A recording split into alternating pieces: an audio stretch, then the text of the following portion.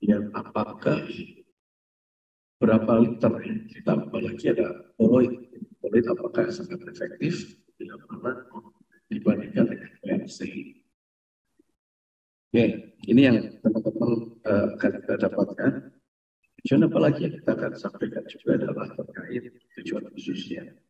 Itu kita akan bahas tentang komponen cairan, kemudian menjelaskan komponen elektrolit, menjelaskan nilai normal komponen, dan abnormalitinya. Ya.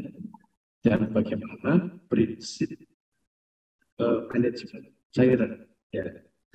Dan dikaitkan dengan buku yang disampaikan karena buku kita sedang ngobrol yang ke, sehingga nanti kita hanya merujuk pada satu referensi tadi.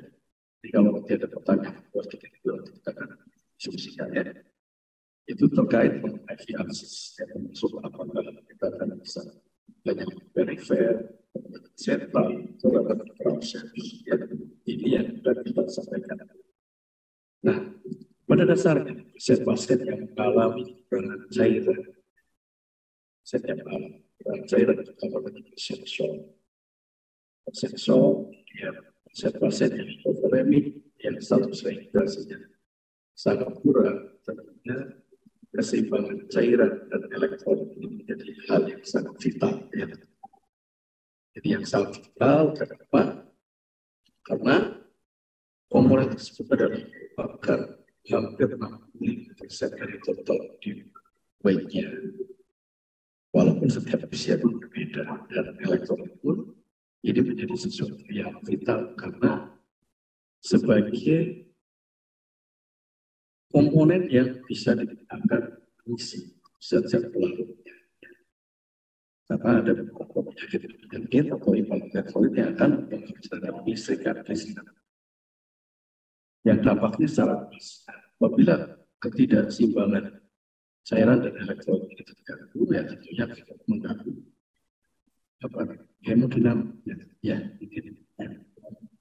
Oke, selanjutnya Bapak Ibu perlu dipahami. Mohon maaf, Nur Sugiono, suaranya seperti getar gitu, Pak, tidak jelas. Apa kita bisa off dulu 5 menit atau mungkin Sugiono off dulu, langsung kembali.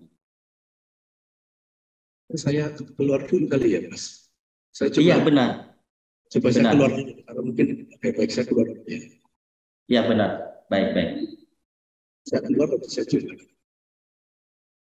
Baik.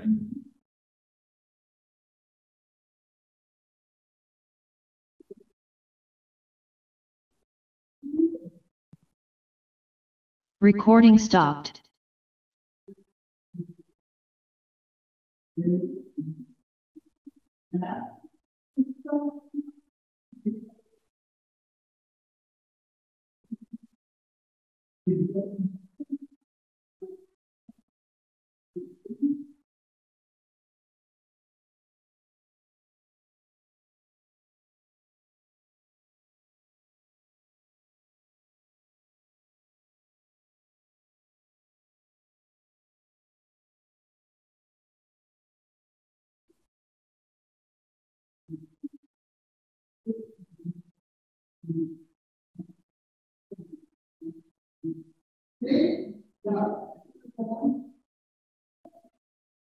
Ya, mohon maaf para peserta semuanya webinar, seperti ada kendala di pemateri kita pada hari ini.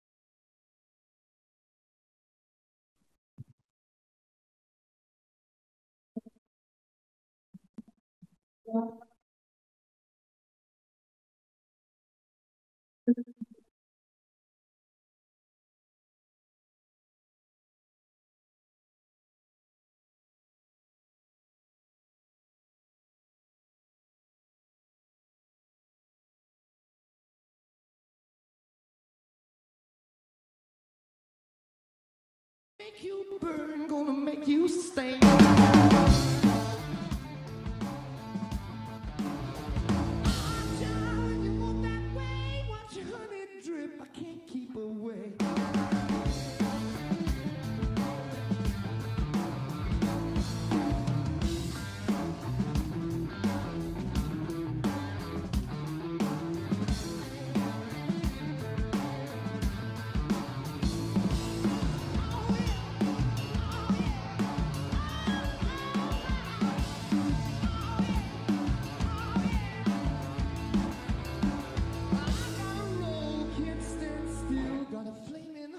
Can't get my fill.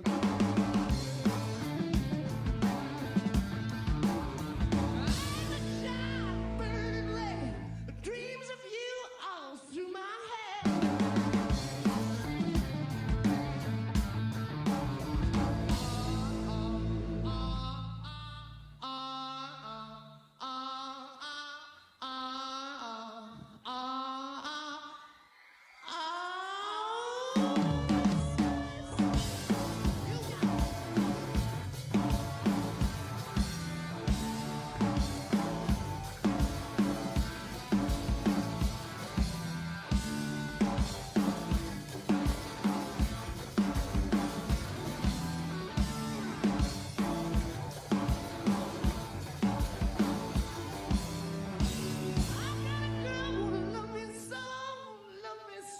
Sweet jelly roll.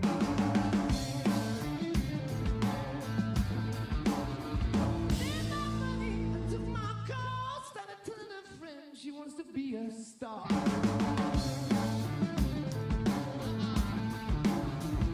don't know, but I've been told big leg woman ain't got no soul.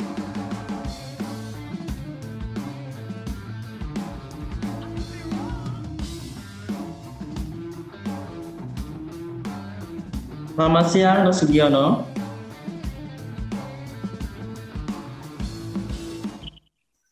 Ya, selamat siang. Ya, sudah jelas. Ya, sudah jelas suaranya. Ya. Alhamdulillah. Kita tunggu-tunggu suaranya dari tadi. Baik. Terima kasih nih. Jadi gini, Bapak Ibu yang luar biasa ya. Ini suara saya oke ya, aman ya Mas? Ya, sudah terdengar suaranya. Oke, jadi saya harus pakai bantuan kawan-kawan deh ya, sama tim admin ya. Karena sepertinya satu support sinyal nggak bagus karena penggunaan PC cukup besar ya. Jadi kayaknya yang supporting, jadi mohon izin untuk share screen saja Bapak. Ya. Ini saya nih ya. Ya, sudah terdengar jelas. Boleh silakan dilanjut untuk Ya, baik ya. Kita mulai kembali nih. Baik, izin untuk operator Pak Wasi sendiri atau siapa ya? Untuk operatornya kita ada tim Pak. Nanti Bapak bisa diskusi nanti di sini nanti kami akan bantu. Ya, baik. Ya, soalnya nggak harus pakai poin tapi ya. Jadi baik ya Bapak Ibu, kita diskusi kembali ya.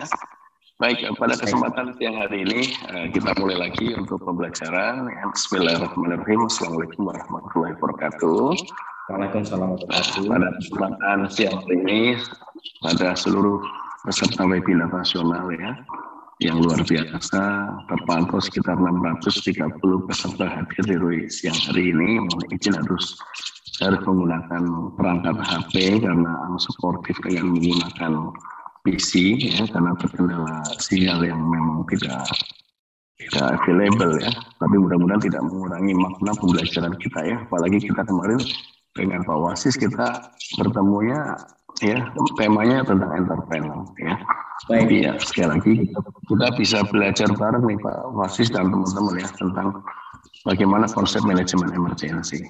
Oke, pada kesempatan siang hari ini Bapak Ibu saya diberikan amanah atau mandat untuk membahas tentang fluid replacement, electrolyte, and vascular extraction, di mana buku yang kita sedang buka atau bedah yaitu pada episode ke-8 dari 23 series itu ya, nanti kita akan diskusi kupas terkait dengan literatur yang terupdate ya, karena keluaran buku ini adalah tahun 2020. Oke, untuk next slide boleh dilanjutkan. Ya, oke. Tadi ini sudah kita kenalan bareng-bareng Bapak Ibu. Ya, untuk next slide kembali. Ya, baik. Ini adalah daftar pustakanya ya. Pada halaman kedua saya sengaja untuk tampilkan ya.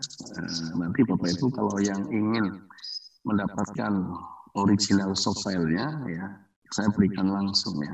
Karena yang saya sadur atau ambil dari PPT adalah yang inti atau key point-nya saja. Oke, next. Ya. Oke, next. Ini tadi sudah. Tujuan kita adalah, tujuan khususnya sudah. Ya.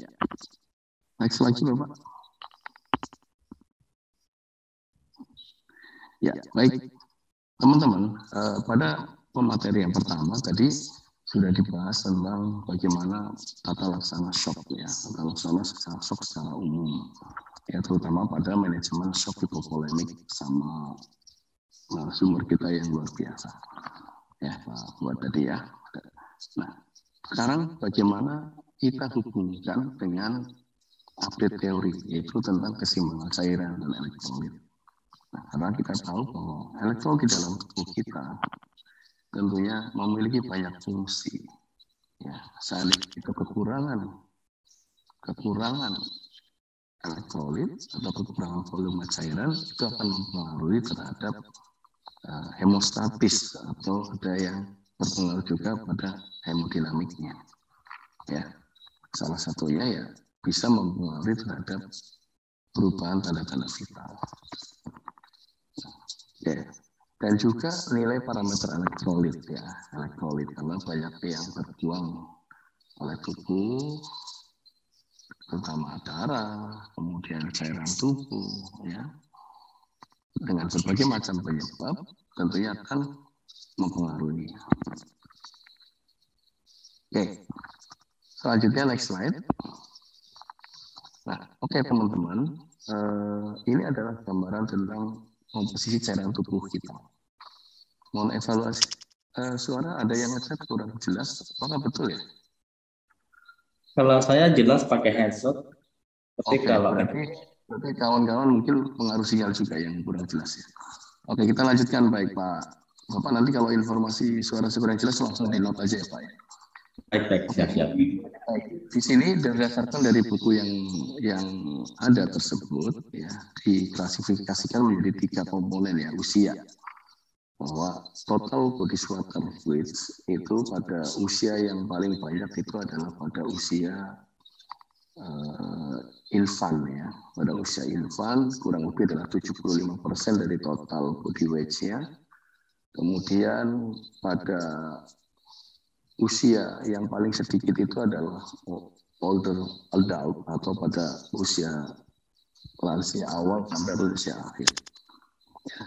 Dan juga lagi adalah pada usia dewasa itu sekitar 45% ya. 45% dari total body weight. Nah, sekarang kalau kita bahas di materi ini adalah lebih ke khususan pada orang dewasa. Itu sekitar 45% ya.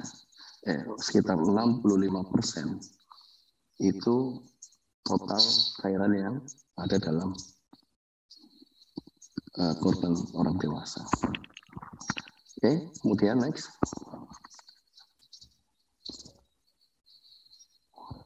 Nah, sekarang kira-kira apa sih yang menjadi penyebab? Ya, penyebab kehilangan cairan dan elektrolit. Ya. Tentunya banyak hal yang bisa mendasari kenapa cairan itu bisa hilang. Ya. Ada pengaruhnya karena ada asupan atau intake yang sedikit. Mohon maaf, Nasution. Ya. Mohon maaf, izin mohon mikrofonnya boleh didekatkan. Kita sudah coba dengar di laptop satunya dari teman-teman bilangnya kurang terdengar jelas.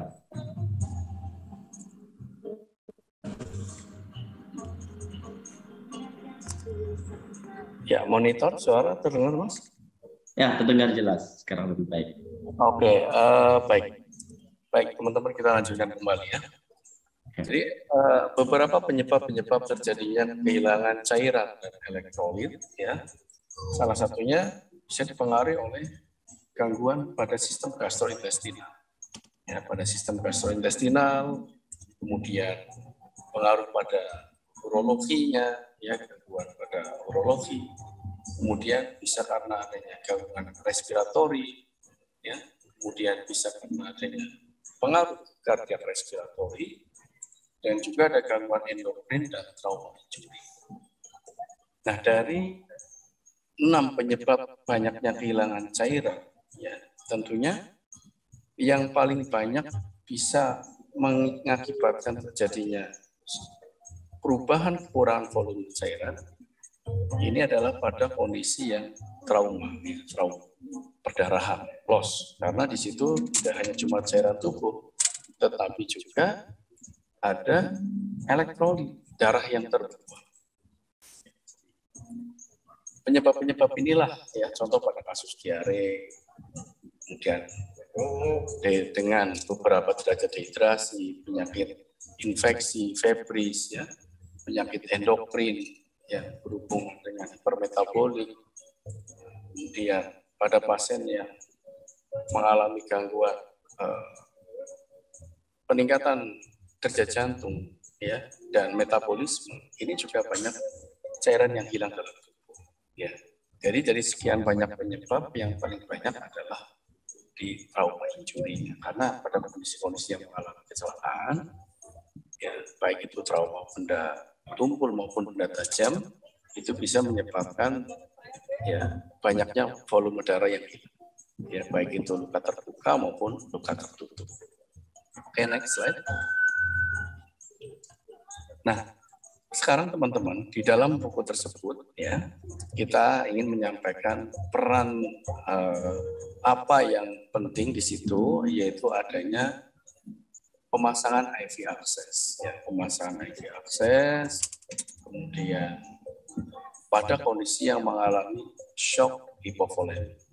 Nah, jadi banyak cairan atau volume darah yang hilang tentunya bisa mengurangi volume dalam tubuh sehingga pasien itu mengalami shock hipovolemik. Makanya perlu adanya suatu intervensi yang khusus, ya, pada kondisi emergensi. Terutama adalah cairan-cairan yang diberikan. Cairan apa? Apakah cairan kristaloid, ya, apakah cairan koloid, atau cairan PRC. Oke. Nah, sehingga di dalam tata laksana itu perlu kita bahas juga adalah kaitannya dengan aksesnya, akses intravena, ya. Apakah perifer, apakah sentral, ataukah melalui intraosseus, ya, apabila kedua akses itu tidak bisa dipasang. Ya, oke, next. Nah, ini ada gambar, ya, teman-teman, ya, ada gambar yang saya tampilkan kaitannya dengan akses, ya, akses vena, ya. Anda lihat, ya, di situ ada akses gambar yang pertama pada bagian mediana pubiti. Pada mediana pubiti, pada brachialis itu, ya, pilihannya lebih baik dibandingkan dengan vena perifer yang ada di metakarpal, ya. Dan ini advokat pada pasien-pasien yang mengalami shock hipovolemik derajat ringan sedang, ini bisa kita gunakan dengan pemasangan IV access pada bagian mediana pubiti di sini, ya. Atau kalau pasiennya mengalami krisis hipovolemik, ya, bahkan ada tanda-tanda shock yang berat pada derajat 3 atau 4, maka setelah tata laksana perdarahan dihentikan, ya, kemudian segera resusitasi cairan, ya, tadi di guideline di ATLS terbaru adalah 1 liter 500 mili, ya, dengan pemasangan 2 IV access dengan cairan yang dihangatkan pada suhu tubuh 37, ya, sampai 40 derajat. Ya. Karena pada kondisi shock bisa menyebabkan yang namanya hipotermi iatrogenik tersebut. Ya, dengan adanya pemasangan akses intravena yang sentral ini tentunya akan sangat mudah untuk kita di dalam memberikan resusitasi, kemudian memberikan obat-obatan, dan juga koreksi-koreksi cairan elektrolit. Ya, bahkan pada saat kondisi pemberian koloid yang memang secara osmolaritasnya cukup tinggi. Ya, pasien dengan perdarahan hebat, ya, masif, ya, sehingga kayak fungsi PRC tadi sangat dibutuhkan, ya. Kalau kita hanya melalui vena perifer tentunya akan mempengaruhi terhadap laju red, ya, di dalam pemberian koreksi cairan. Oke, next selanjutnya, teman. Nah, ini adalah fungsi dari beberapa pembuluh darah yang dipasang. Ya, salah satunya adalah sebagai medikasi, ya, dalam administrasi, kemudian juga adalah koreksi cairan dan elektrolit, replacement, ya, dan juga bisa digunakan untuk blood transfusi. Ya, apakah semua pasien pada kondisi dengan kekurangan volume cairan harus dipasang vena sentral? Ya, jawabannya sangat tergantung dari kondisinya. Ya, tidak semua pasien yang harus kita pasang vena sentral pada semua shock. Ya, kalau pas shocknya masih pre-shock pada derajat 1, derajat 2, ya mungkin kita pasti bisa menggunakan dengan akses perifer, ya. Tapi kalau kita lihat pasiennya severe atau moderate atau severe, nah di situ harus diberikan koreksi tambahan, ya, cairan. Nah, nanti ada beberapa kasus yang mungkin teman-teman harus pahami, ya, karena tidak semua pasien dengan kekurangan volume cairan yang menyebabkan shock ternyata juga mengalami gangguan keseimbangan elektrolit. Nah, ya, jadi secara klinis vital sign-nya baik, kemudian nilai parameter tingkat kesadarannya baik, ya, namun hasil elektrolitnya sangat imbalance, ya. Pasiennya hipokalemi, hiponatremi, ya. Nah, ini juga perlu dipertimbangkan untuk pemasangan akses sentral, ya. Oke, next.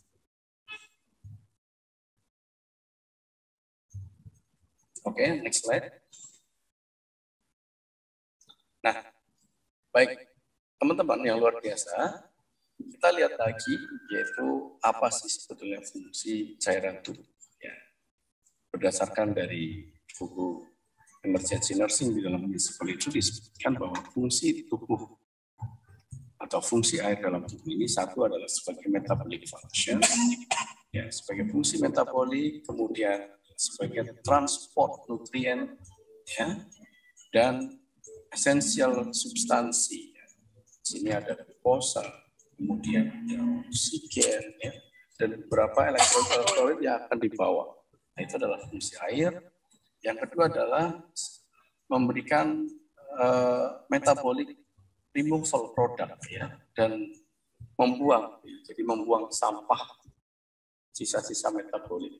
Jadi adanya air yang masuk lewat makanan, lewat minuman yang akan dibuang lewat urin, lewat feses, ya, lewat keringat. Nah, disitulah maka sampah-sampah akan terbuang, ya, habis sisa dari metabolisme. Nah, kemudian lagi adalah yang perlu kita lihat adalah yaitu mempertahankan suhu tubuh, ya, mempertahankan suhu tubuh. Beberapa pasien yang mengalami hipertermi itu akan terjadi peningkatan evaporasi. Pasien itu juga akan mengalami dehidrasi, ya, sehingga komponen volume cairan dalam tubuh akan berkurang. Nah, dengan adanya air yang cukup, maka akan mempertahankan suhu tubuh yang ada di dalam kondisi pasien. Ya. Oke, kemudian apalagi yang bisa kita lihat adalah setelah continent body temperature, ya. Oke, next. Nah, ini ada bagian di mana adalah estimasi dari total body weight, kemudian ada extracellular fluid, ada intracellular fluid, ya. Jadi cairan-cairan dalam tubuh itu kalau kita kelompokkan ada total cairan dibagi menjadi ICF dan ECF.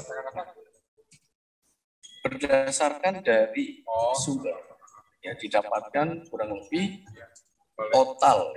Ini dari referensi ada yang mengatakan 42 sampai 45 liter. Ya. Kalau tadi kan 65% kebutuhan tubuh dalam darah ya pada orang dewasa itu adalah komposisinya adalah air. Nah kalau kita literkan itu kurang lebih adalah 42 liter yang terdiri dari ya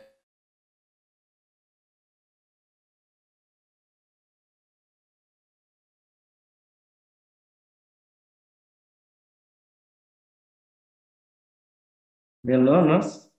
Sepertinya Mas Sugiono tidak ada suaranya. Mohon Ya. maaf. Oke. yang cellular fluid itu kurang lebih adalah 25 liter ya 25 liter. Tapi tanggal 31. Nah Tanggal di situ juga ada interstitial fluid ya yang kurang lebih adalah 10,5 liter ya. Kalau tanggal 10,5 liter tanggal dan ada plasma adalah 3,5 liter. 30 lagi Jadi total ya kurang lebih hampir 100% ya kalau kita lihat dari jumlah komponennya. Nah ini kalau terjadi kekurangan volume cairan bisa terjadi di semua, baik itu di ekstravaskuler, di dalam intravaskuler, ya. sekarang. Kemudian bisa kehilangan plasma maupun di interstisial. Ya. Oke, sejauh ini suara masih oke, Pak Ya. Pasis? Mohon maaf untuk Mas, ini suaranya seperti terdengar suara-suara di luar. Ya. Terus gimana? Bisa di ini ya? Bisa di copy ya? Bisa terdengar. Oke, baik-baik. Boleh, sekarang sudah. Halo?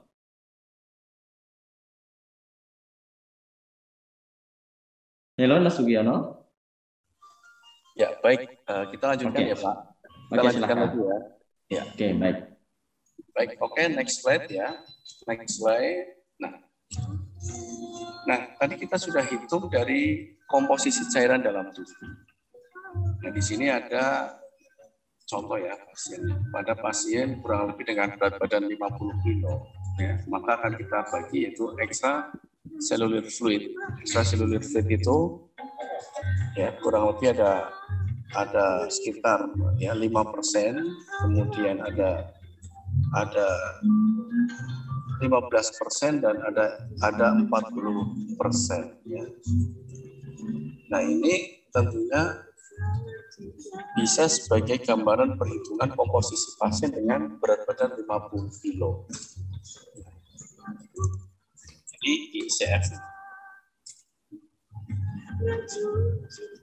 Oke, kemudian next. Ya, baik teman-teman kita lihat lagi ya bahwa ini ada regulatory maintenance fluid and tricity ya. Jadi apa yang kita lihat di sini adalah menggambarkan tentang bagaimana secara fisiologis seseorang itu mengalami derajat dehidrasi ya, derajat dehidrasi.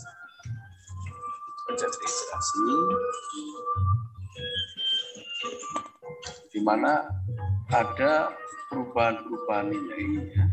Ada perubahan nilai. Sebentar Pak, saya kok kayaknya nggak lihat gambarnya ya, terlalu kecil.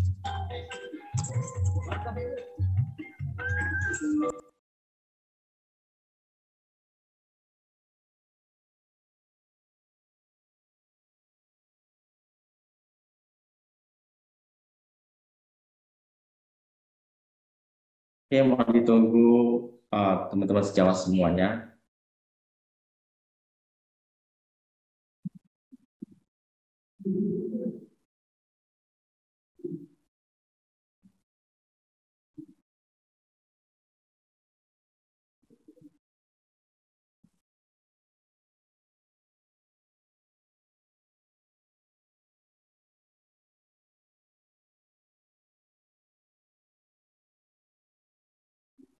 Oke, halo Mas Sugiono.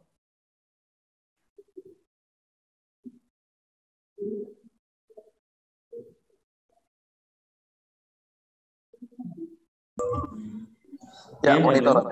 Ya, monitor. Ah. Monitor. Oke, terdengar. Suara saya agak sedikit noise ya. Ya, ini Oke. sangat jelas. Ya. Karena ya, yang selanjutnya adalah regulatory maintenance with entity ya, Mas, ya. Nah, di situ teman-teman bisa kita lihat bahwa di dalam mekanisme seseorang yang mengalami kehilangan cairan, ya, itu ada yang namanya konsep haus atau konsep kehilangan cairan. Nah, dari mana saja?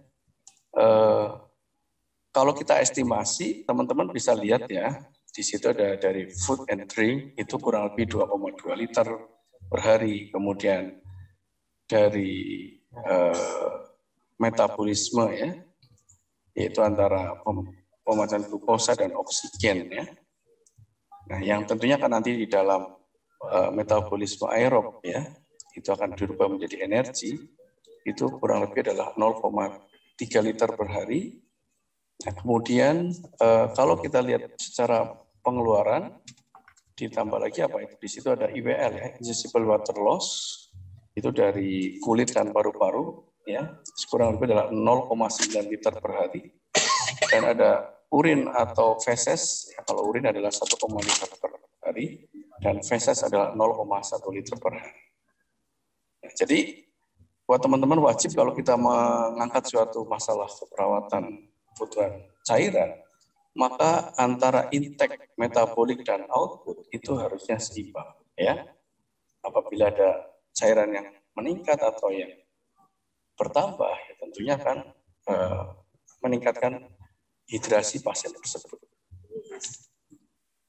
Nah, bagaimana kaitannya dengan respon haus? Respon haus, kalau kita lihat di sini pada seseorang yang mengalami kekurangan air di dalam tubuh ya, atau insufisiensi air di dalam tubuh, tentunya respon yang kita lihat yang pertama adalah penurunan blood volume ya, penurunan blood volume ya. Nah, ini akan berkembalikan ya, kalau volume turun maka osmolaritasnya akan naik. Artinya darah itu akan semakin ketat. Pada kondisi terjadi perdarahan ya, ketika darahnya meningkat ya, salah satu komponen kan hemoglobin dan HT itu akan meningkat. Maka yang kemungkinan yang terjadi adalah bisa terjadi hemokonsentrasi ya. Kalau kita rehidrasi maka kemungkinan akan terjadi hemodulisi. Nah, penurunan regress volume itu akan menurunkan, efeknya adalah tekanan darah ya. Nah, dari penurunan tekanan darah supaya meningkatkan statusnya, yaitu ada dua mekanisme, yaitu mekanisme untuk meningkatkan intake-nya, dan yang kedua adalah mekanisme untuk menahan airnya. Ya, di sini kalau di dalam fungsi renin, angiotensin, aldosteron, ya, itu akan menstimulasi terhadap sentral pusat ya, sentral pusat hausnya, yaitu di dalam hipotalamus ya. Dan di situ juga dengan adanya peningkatan osmolitas darah, maka juga akan merangsang juga di osmoreseptor di dalam hipotalamiknya. Dan respon yang paling sering kita dapatkan apa kira-kira? Yaitu pasiennya mengeluh rasanya mulutnya kering, rasa haus. Nah, dari tiga hal tersebut, adanya peningkatan angiotensin 2, kemudian adanya osmoreseptor hipotalamus, dan adanya mulut yang terasa kering, ini akan menstimulasi ya, yaitu rasa haus kita di hipotalamus dengan meningkatkan asupan ya untuk minum ya, sehingga apa harapannya itu setelah rasa haus, intake-nya masuk dan akan terjadi penurunan blood osmolaritas. Nah, ini adalah kaitannya dengan regulasi pasiennya mengalami kekurangan cairan ya, Kristi, yang tentunya dampaknya cukup banyak tadi. Nah, Ini ada gambar teman-teman tentang osmotic regulation ya yang dikaitkan dengan vasopressor release ya. Jadi kalau terjadi penurunan vasopressor release, nah di sini akan mengaktifkan yang namanya diuresis ya. Hormon di hipotalamus pada anterior itu yaitu ADH, antidiuretic hormone ya, antidiuretic hormone. Jadi kalau terjadi penurunan vasopresor yang akan diartikan adalah diuresisnya ya, di mana hypoosmolarity ini akan berpengaruh terhadap penurunan ya cairan di dalam tubuh sehingga respon haus tadi termuncul. Jadi kalau seseorang dengan status hidrasinya cukup, maka respon hausnya akan berkurang. Ya. Dan darahnya tentunya akan hiposmolar.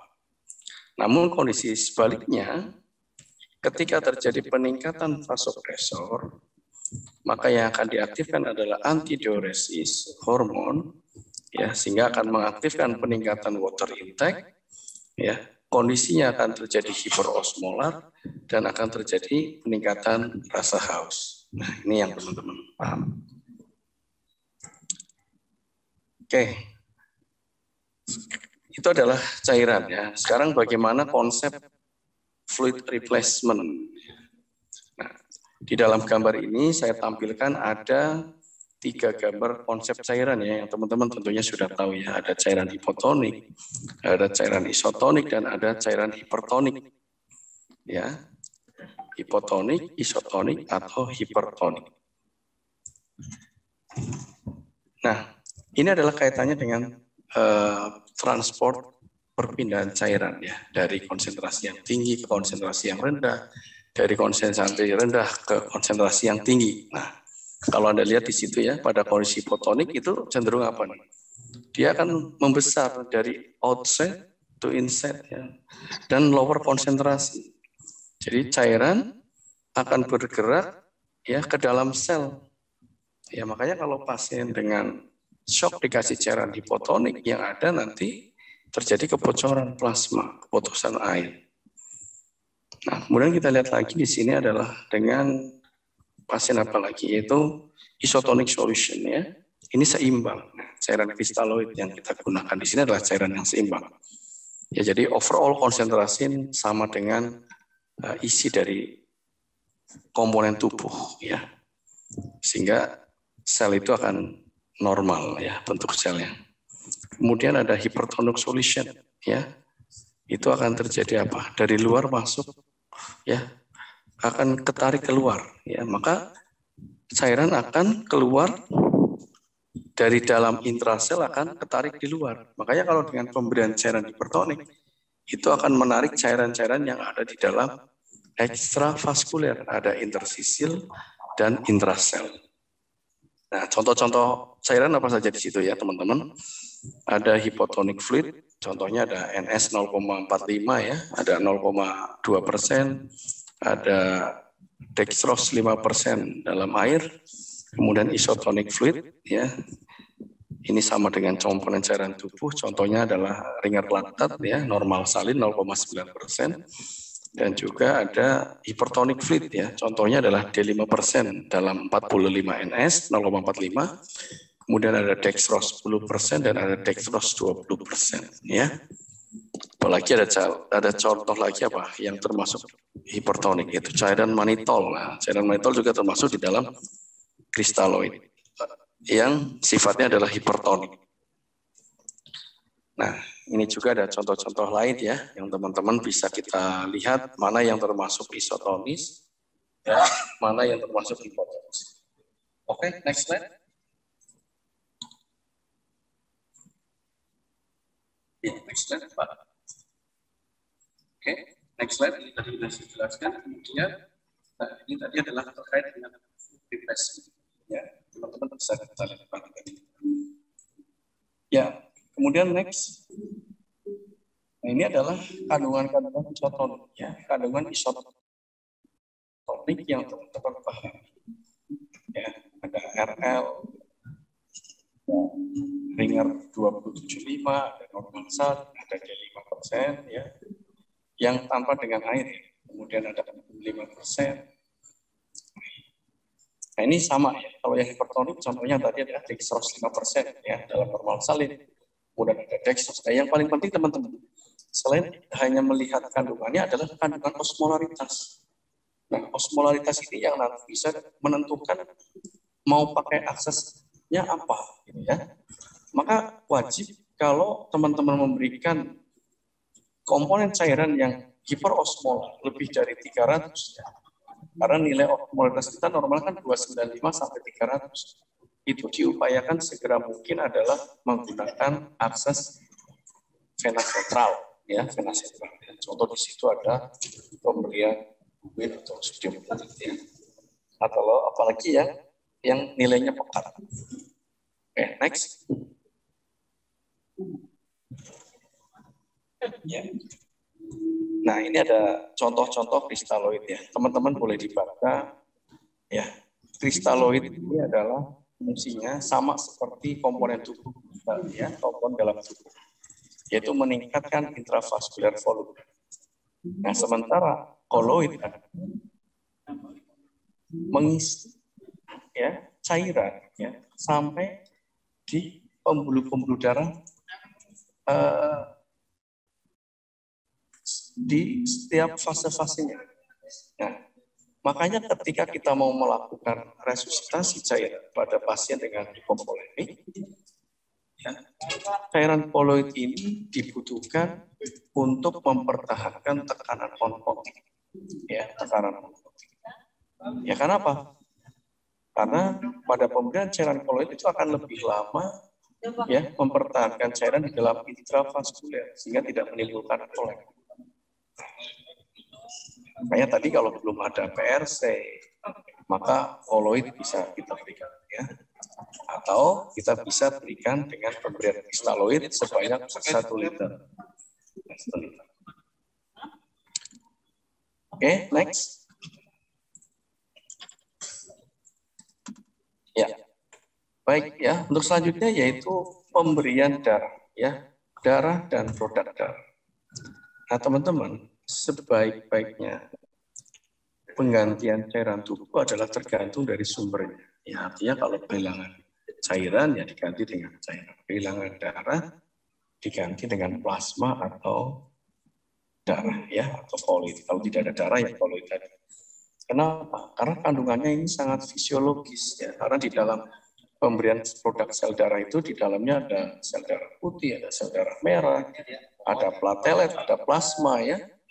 Nah, di tabel itu sudah dijelaskan ya, apabila pasien dengan golongan darah A, maka kemungkinan bisa kita transfusi adalah golongan darah A atau AB ya, A atau O ya. Kemudian golongan darah B itu bisa kita transfusi B atau AB plasma. Ya, sampai yaitu pembedaan resus. Nah, itu di situ ada resus negatif, ada resus positif. Maka setiap kali kita melakukan transfusi harus kita cek dulu. Tidak hanya cuma golongan darah saja, kompatibel tidak terkait resusnya ya. Ini adalah di buku itu dijelaskan harus disesuaikan dengan golongan darahnya dan resusnya. Oke, next. Ya. Nah, kalau kita lihat ya komponen darah ya, jadi pada saat kita memberikan komponen darah, teman-teman ya, itu isinya selain dari PRC ya, PRC, kemudian ada eritrosit ya, itu nilainya sekitar 42 sampai 45% ya, kemudian plasma itu 58 sampai 59%. Nah, itu dalam hitungan 1%. Maka betul ya, teman-teman di sini sangat fisiologis ya. Karena tidak tergantikan dengan buatan manusia walaupun sifatnya contoh tadi hemasel ya atau dextran ya atau cairan-cairan yang koloid tadi bisa digunakan, tetapi yang paling baik ya darah. Nah, di dalam pemberian transfusi teman-teman harus diperhatikan ya beberapa. Yang pertama ya Anda harus mengecek ya riwayat alergi ada atau tidak. Ya, riwayat alergi atau tidak pasiennya, kemudian Kalau tidak ada riwayat alergi, ada monitoring ya setiap 15 menit, 30 menit, sampai dengan 1 jam. Dan maksimal pemberian transfusi pada kondisi non-emergency bisa sampai 1 jam. Tapi kalau kondisi emergency, lihat kemampuannya ya, lihat kemampuannya. Dan yang perlu diperhatikan lagi adalah infeksinya ya. Infeksinya bagaimana? Apakah kemungkinan terjadi infeksi ya karena pemberian VRC. Namun ketika darah kita ambil tentunya sudah dilakukan atau melewati uji klinis ya di laboratorium ya. Dan ini tidak perlu kita khawatirkan ya. Maka perlu sekali buat teman-teman yang memberikan transfusi ya, pada kondisi trauma ya, pada di awal ya manajemennya adalah pasang IV access dan ambil darah untuk cross match tadi ya. Dan saat pemberian betul-betul harus dipertimbangkan adanya reaksi alergi, infeksi ya. Walaupun dalam kondisi gawat pun tetap ya. Jadi careful, side effect transfusion. Oke, next. Nah, selanjutnya adalah kaitannya dengan fluid and electrolyte imbalance ya, teman-teman. Ya, jadi komponen elektrolit itu apa saja? Ada kalsium, potasium, magnesium, dan sodium ya. Kita lihat lagi ya komponen di next slide. Ya, next slide. Ya, next slide. Nah, ini adalah elektrolit ya. Oke. Elektrolit, teman-teman, adalah suatu zat yang terlalu dalam tubuh ya, yang terdiri dari elektrolit yang menghantarkan arus listrik ya. Dan ada juga elektrolit yang tidak terurai atau yang tidak mengandung elektrolit. Dan elektrolit itu sendiri ada yang bermuatan positif dan ada yang bermuatan negatif ya. Contoh yang bermuatan positif itu adalah natrium, kalium, kalsium, magnesium ya. Nah, kemudian yang bermuatan negatif itu ada klorid, CO3 ya, fosfor dan sulfas. Nah, di dalamnya juga ada kation dan anion ya. Dan kation dan anion ini akan menjadi satu ya. Contoh elektrolit natrium. Natrium itu bermuatan positif. Dan klorid adalah bermuatan negatif. Nah, sehingga akan ada yang namanya perubahan atau penggabungan menjadi NaCl, sehingga bisa digunakan untuk pemberian cairan. Oke, nah yang termasuk non elektrolit di situ ada protein, urea, glukosa, oksigen, CO2 dan asam organik. Nah, Anda lihat di tabel itu, teman-teman. Jadi di dalam gambaran yang kanan ya, tabel yang kanan itu ada intravaskuler plasma. Intravaskuler plasma itu kalau Anda lihat di situ, komponen yang paling banyak di intravaskuler adalah natrium, yaitu 142. Ya. Kaliumnya cuma 4, kalsiumnya hanya 5 dan magnesiumnya 3. Itu kalau di dalam intravaskuler. Ya. Sementara kloridnya 103. Ya, jadi kalau cairan yang di dalam intravaskuler paling banyak adalah komponen natrium dan kloridnya. Tetapi kalau di dalam intersisial, ya, intersisial itu masih sama, natrium dan klorid. Nah, ini lebih banyak, 145 dan 115. Nilai kalium dan Ca sama magnesiumnya masih sama. Nah, sekarang teman-teman Anda lihat lagi ya, bagian di dalam intraseluler. Nah, jadi komponen di dalam intraseluler yang paling banyak adalah apa di sini? Yaitu kalium. Ya. Komponen yang paling banyak di intrasel itu adalah kalium. Nilainya sampai 160. Dan magnesium 35, ya. Dan natrium kecil sekali sehingga nilainya 10. Nah, ini teman-teman, kalau kita memahami basic elektrolit ini, teman-teman tentunya nanti bisa digunakan sebagai dasar di dalam elektrofisiologi karena akan mempengaruhi terhadap elektrolit atau kelistrikan dalam tubuh. Nah, ini adalah terkait komponen ya, komponen. Nah, sekarang kalau kita lihat lagi teman-teman ya, bagaimana terkait dengan kondisi terjadi penurunan cairan, kemudian terjadi perdarahan dan terjadi penurunan volume ya. Kalau Anda lihat di patoflow-nya, jadi kalau pasiennya mengalami kondisi hemoragik, penurunan hipovolemik, dan penurunan blood volume, maka akan terjadi penurunan tekanan darah, dan penurunan aliran di arteri, ya. Sehingga akan terjadi penurunan tekanan dan baroreseptornya akan menurun, ya. Nah, kemudian teman-teman juga lihat yaitu kondisi itu akan menstimulasi terhadap nervous system, ya, stimulasi of nervous systemnya. Sehingga dampaknya adalah terjadi vasokonstriksi, ya. Vasokonstriksi, peningkatan adrenal gland release, yaitu tadi pada sistem renin-angiotensin, ya, sehingga akan berdampak terhadap peningkatan total peripheral resistance atau yang disebut dengan vascular resistensi. Ada vascular systemic resistance, ada total peripheral resistance. Kalau peripheral berarti semuanya, ya, yang tentunya akan mempengaruhi terhadap nilai prelude dan cardiac output yang meningkat sehingga tekanan darah meningkat. Nah, ini adalah secara baroreseptor respon.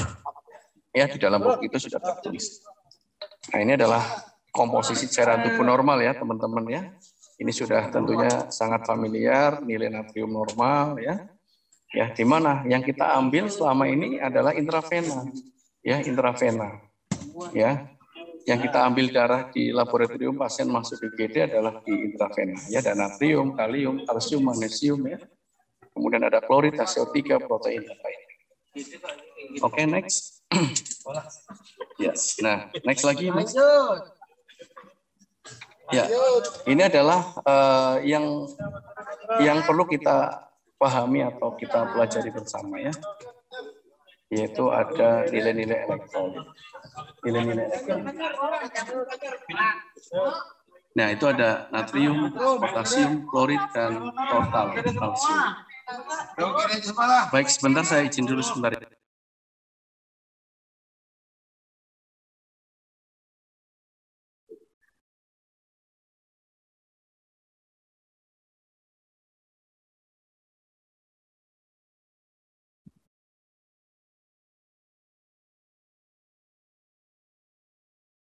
Oke, baik, ditunggu dulu sebentar, mohon para peserta.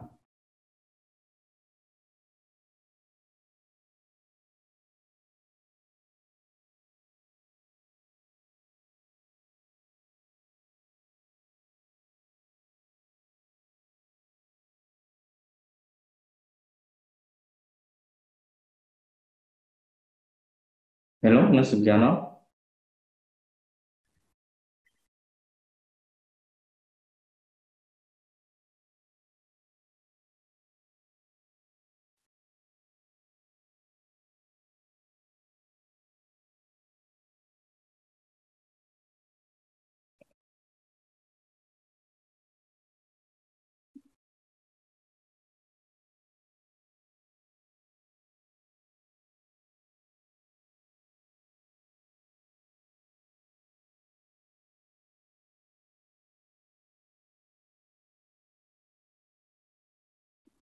Halo Pak, masih bersama dengan kami. Ya, Bapak. Ya, monitor, Mas. Ya, mohon maaf. Baik, Suara saya cukup jelas? cukup jelas. Ya, baik. Saya lanjutkan kembali, ya. Baik, silakan. Ya, tadi sangat noise, jadi saya mute dulu. Baik, mudah-mudahan ini sekarang suasananya kondusif. Ya, jadi ada nilai-nilai elektrolit parameter yang teman-teman harus pahami, ya. Tolong ini dihafal. Itu ada nilai natrium, kalium, klorid, ya. Kemudian ada total kalsium. Nah, total kalsium. Kemudian next slide.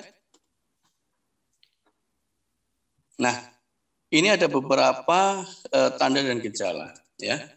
Ada beberapa tanda dan gejala kalau mengalami kondisinya yaitu imbalan elektrolit, ya, imbalan elektrolit. Saya sambil coba masuk di fase yang baru, ya, Mas. Ya, karena saya sudah menggunakan live. Ya, ini adalah nilai-nilai parameter, ya. Jadi kalau pasien mengalami kondisi hiperkalsemi, hipokalsemi, hiperkalemi, dan hipokalemi, kira-kira tanda dan gejalanya apa? Nah, penyebabnya apa? Ya, yang jelas dari setiap masalahnya adalah imbalans elektrolit, itu disebabkan karena adanya intake yang tidak seimbang, ya, adanya intake yang tidak seimbang. Contoh adanya mual, muntah, ya, mual, muntah, ya, kemudian apalagi diare, ya, kemudian ada perdarahan, itu akan mempengaruhi. Nah, beberapa gejala-gejala yang muncul.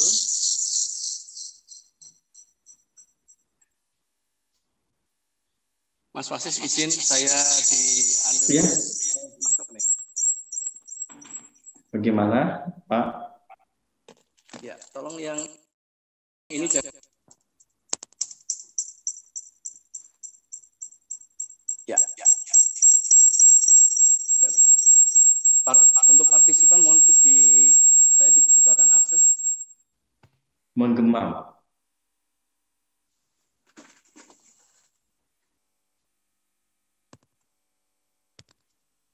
Ya, sudah Pak. Iya. Baik, sekarang saya pakai device murni, Pak.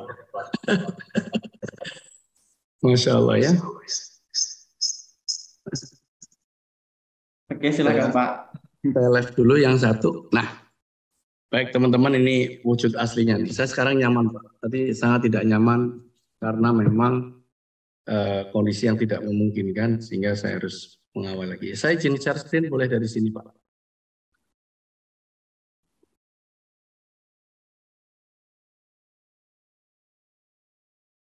Ya. Ya, teman-teman, kita lanjutkan. Sudah terlihat, Pak Wasis? Sudah terlihat sangat jelas. Orangnya juga kelihatan sekarang kayaknya ya. Baik, luar biasanya ya, luar biasa sekali teman-teman ini perjuangan saya dalam proses kegiatan hari ini. Tapi mudah-mudahan tidak mengurangi makna ya dalam proses webinar kita hari ini. Nah ini teman-teman harus pahami bahwa mungkin untuk yang slide dari teman admin boleh di off saja ya. Ya. Ya ini adalah nilai-nilai elektrolit yang Bapak Ibu harus pahami. Ada natrium, kalium, klorid, ya, ada kalsium, ada magnesium, dan ada fosfat. Nilai normalnya ya. Jadi kalau di bawah nilai ini teman-teman berarti nilainya imbalannya adalah kurang ya. Kalau ini adalah hiper. Oke. Kemudian teman-teman ini adalah kaitannya dengan nilai-nilai tanda dan gejalanya ya. Setiap masalah imbalan elektrolit ya tentunya kemiripan secara similar secara keluar hampir sama. Ya, hampir sama teman-teman. Hampir sama ya, ada tanda-tanda fatigue ya, anoreksia, nausea ya. Kemudian ada rasa mual. Bahkan kalau ciri khas dari hipokalemi ya, ini biasanya apa kalau hipokalemi? Jadi suatu pasiennya sering mengalami kejang ya, kejang atau kram ya, pada kondisi dengan hipokalemi. Makanya kalau ada pasien dengan penurunan kesadaran, gelisah, kemudian lemas gitu ya, kita lihat biasanya pasiennya adalah mengalami imbalans elektrolit. Oke, nah bagaimana kalau kita lihat ya? Jadi pada kondisi fluid and imbalance elektrolit, ya, ada 4 hal yang Bapak Ibu harus pahami, ya. Apakah masalahnya adalah cairan, hipovolume atau hipervolume, ya. Ya. Kemudian apakah ada penumpukan cairan, ya? Adakah penumpukan cairan?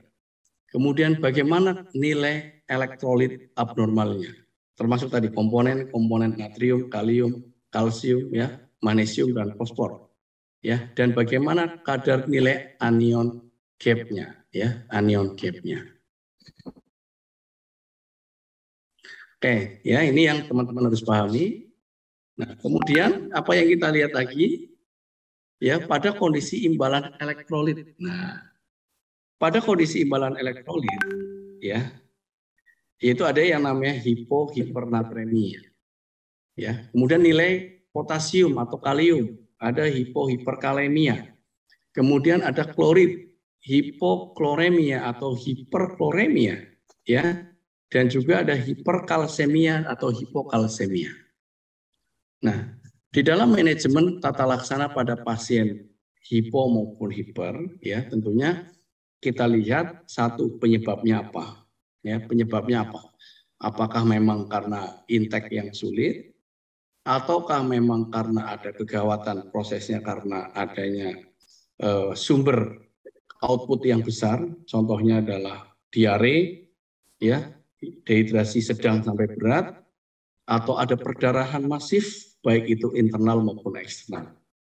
Ya, yang tentunya ini akan mengganggu terhadap keseimbangan dan perlu kita harus segera koreksi, ya koreksi cairannya dan juga koreksi elektrolitnya, gitu, elektrolitnya. Ya, contoh pasien dengan hipokalemi kurang dari 3,5, ya tentunya ini akan segera kita koreksi ya.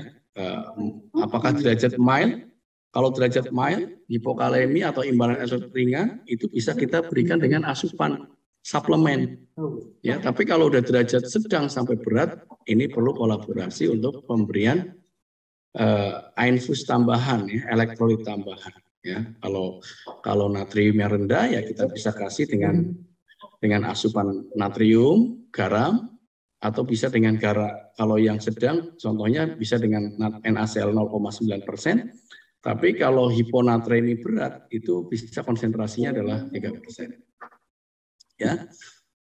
Kemudian kalium juga sama, ya. Kalium juga sama, dia tinggi kalium, ya.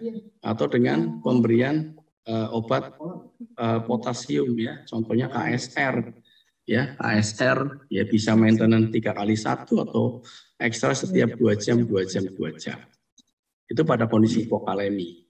Atau bisa kita berikan dengan per-infus, ya, infus. Itu kaliumnya kebutuhannya berapa, ya? Apakah 12 mg, 25 mg gitu ya. Nah, hati-hati kalau pasien hiperkalemi. Pasien hiperkalemi biasanya adalah gangguan pada masalah dengan renal dysfunction. Nah, contoh pasien CKD hiperkalemi, ya, metaboliknya jelek, ya maka koreksinya adalah dengan membatasi sumber kalium yang tinggi. Kemudian apalagi yang bisa kita berikan adalah dengan pemberian yaitu infus atau obat kalsium, ya, kalsium dan glukosa, sehingga akan menarik kalium dalam darah dan akan terbuang lewat urin. Nah, jadi kalau sifatnya hipokalemi kita bisa berikan cairan atau asupan, ya, tapi kalau hiper berarti satu stop sumbernya yang bisa meningkatkan elektrolit tersebut, kemudian kita tarik cairan di dalam intrasel atau intersisial ke dalam intravaskuler dan akan dibuang lewat urin. Nah, prinsipnya itu. Jadi nanti ada pemberian koreksi, contoh lewat diuretik. Ya. Nah, jadi itu dia bagaimana cara penata laksananya. Yang pertama adalah atasi penyebab, kemudian koreksi cairan dan elektrolit. Pasang monitor wajib ya teman-teman, pasang monitor wajib. Kenapa? Karena tentunya pada setiap gangguan imbalan elektrolit itu akan mengganggu atau akan memicu terjadinya aritmia. Ya, aritmia. Yang paling komponen yang paling berperan adalah komponen N, K, ya, natrium, ya, atau kalsium, ya, kemudian magnesium. Nah, kalium, kalsium dan magnesium ini sangat berperan terjadi pemicu terjadinya aritmia. Makanya kalau ada pasien dengan hipokalemi, baik itu ringan, sedang sampai berat, pastikan bahwa monitor harus dipasang karena itu akan memicu terjadinya aritmia mayor sampai dengan aritmia letal. Ya. Dan evaluasi nilai elektrolit secara berkala. Jadi kalau sudah kita kasih koreksi ya harus dipantau berapa kadar elektrolitnya ya. Kalau masih rendah bisa kita tambahkan, tapi kalau sudah cukup pertahankan. Oke, kemudian teman-teman setelah kita tahu bahwa adanya imbalan elektrolit, maka teman-teman harus kita lihat, pikirkan untuk pemasangan akses intravenanya. Ya, tadi saya sudah sampaikan di awal ada peripheral venous access ya dengan pemilihan kateter perifer ya dari perifer atau medial. Kemudian kita pikirkan juga dalam pemasangan vena sentral ya bisa melewati pada subclavia femoral atau jugular. Yang tentunya bisa kita gunakan adalah double atau triple lumen. Kemudian kita bisa lewat juga adalah kalau kedua akses ini tidak bisa, maka kita berikan yaitu intraosseous infusion ya. Intraosseous infusion itu berarti secara bypass ya pada tulang itu diberikan saluran, nanti kita lihat, dan untuk ukuran kurang dari 3 kilo yaitu dengan ukuran 18 gauge ya. Kemudian kalau untuk orang dewasa 15 sampai 16. Nah, sekarang kalau kita lihat nih untuk peripheral intravenous ya, maka apa yang harus kita pilihkan adalah lokasi. Lokasinya apakah di perifer, betul-betul di ujung ya, di distal atau di medial. Ya, tentunya pemilihannya harus jelas ya, apakah di dorsalis, ya, kemudian di bagian mediana cubiti ya. Ini harus kita pertimbangkan. Tapi ingat, di dalam pemilihan akses intravena ini hindari pada area yang ada luka. Ya, area ada luka, kemudian ada udim, apalagi adanya infeksi kulit ya, dan pada anggota yang mengalami kelemahan. Itu hindari ya. Jadi kalau pasiennya datang dengan fraktur antara dua ekstremitas ya, jangan sekali-kali masang IV akses pada bagian yang statis, yang pada bagian yang fraktur tersebut. Jadi pilihlah ekstremitas yang normal. Baik, teman-teman, kita lanjutkan sedikit lagi ya. Kemudian tipe-tipe dari central line. Nah, ini adalah contoh gambar dari pemasangan vena sentral. Ya. Bisa lewat subclavia, bisa lewat jugular atau femoral. Intinya adalah akses vena sentral. Ya, prosedurnya jelas, wajib ya, harus steril, ya harus steril. Oke, ini ada contoh gambar yaitu intraosseous. Jadi pada bagian tulang, ya, pada bagian tulang kita pasang ya dengan alat yaitu namanya intraosseous bone ya atau marrow ya. Sehingga kita akan ukur ya, kemudian baru dilakukan penembakan ya, atau memberikan lubang pada bagian tibialisnya ya. Pada bagian tibialisnya akan dibor ya, atau dikasih stapler ya, supaya akan terjadi saluran ya untuk mengisi cairan. Ya, karena apa, di dalam tulang tibialis itu ada banyak pembuluh-pembuluh darah yang bisa terhubung langsung ke pembuluh darah vena. Ya, sehingga direkomendasikan baik itu pada anak-anak maupun pada orang dewasa. Jadi kalau kesulitan melalui intravena, ya baik itu perifer atau medial atau pada vena sentral karena kondisinya emergensi, sehingga memungkinkan untuk dilakukan tindakan intraosseous. Oke, teman-teman boleh simak ini contoh ya videonya. Make sure the patient is in a supine position.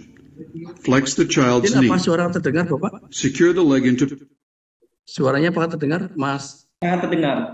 Baik, Sudah kita terdengar. simak. Position with tape and towels or a small blanket. Identify landmarks on the child's leg. Palpate 1 to 2 finger breadths below the tibial tuberosity on the medial aspect. This flat side of the bone is the preferred site. Select the correct size of bone marrow needle.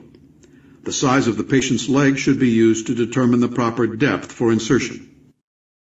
If the needle you are using has a stylet present, ensure that it is properly aligned. Prepare the needle and cleanse the area with an antiseptic wipe. Insert the needle pointing away from the epiphyseal plate, also known as the growth plate, and pointing toward the foot. Use a gentle but firm twisting motion to advance the needle until it penetrates the bone marrow. Too much pressure may cause the needle to push through the bone into the soft tissue behind it. At this point, the needle should stand unsupported in the bone. Unscrew the cap and remove the stylet from the needle. Attach the pre-filled 10 cc syringe and aspirate to see if bone marrow comes back in the syringe. If no marrow is aspirated, inject 2 to 3 cc of saline. If the fluid does not flow through the syringe, or if any fluid goes into the surrounding tissue, discontinue infusion attempts. Remove the needle and place a small dressing on the site. Attempt the procedure in the other leg if no injuries or burns are suspected. Secure the IV infusion set onto the hub of the needle and attach the IV bag with administration set. Directly infuse the fluid through the IO site or give 20 cc boluses using the 30 cc syringe. Secure the needle and IO site with a dressing. Reassess the site frequently for swelling or oozing of fluid, which would indicate possible infiltration. Also, assess the dependent part of the leg for any signs of extravasation of fluid from the bone marrow. If either of these conditions occurs, stop infusions immediately. Ya, jadi pemasangan intraoseus itu ya jelas diindikasikan pada kondisi emergensi di mana memang vena perifer maupun central tidak dapat dilakukan ya, dan di situ nanti bisa dipasang ya, atau bisa diberikan untuk cairan, obat maupun transfusi ya. Nah, jadi blood transfusion bisa diberikan lewat intraoseus. Namun itu hanya bersifat sementara ya, tidak lebih dari 1 kali 24 jam harus segera pikirkan untuk pemasangan vena sentral. Make sure that nah, kita sebagai perawat tentunya perlu kita pertimbangkan ya, pengkajian-pengkajian di dalam sirkulasi, apakah terjadi gangguan fisiologis atau tidak. Ya, pengkajian dapat menjawab ya, tentunya apakah adanya oksigenasi yang masuk ke dalam tubuh, kemudian apakah ada aliran darah yang cukup ke organ. Karena kalau kita bicara komponen cairan elektrolit, kita bicara tentang shock ya, maka yang paling penting adalah organ damage ya, tidak mengalami kondisi hipoperfusi.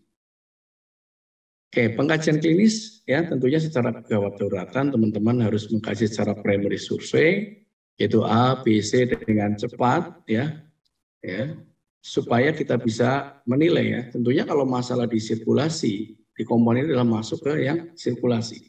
Pastikan airnya sudah clear, B-nya sudah clear, dan sirkulasinya sudah terpasang IV access dan jika terjadinya shock dan atasi perdarahan. Nah, di dalam pemberian cairan teman-teman ya, maka kita mengacu pada guideline tadi ya. Yang pertama adalah stop bleeding, yang kedua adalah koreksi cair ya. Kalau masih ada terjadi sumber perdarahan, stop bleeding. Kalau ada mual muntah, atasi mual muntah. Kemudian kalau ada diare, atasi diare.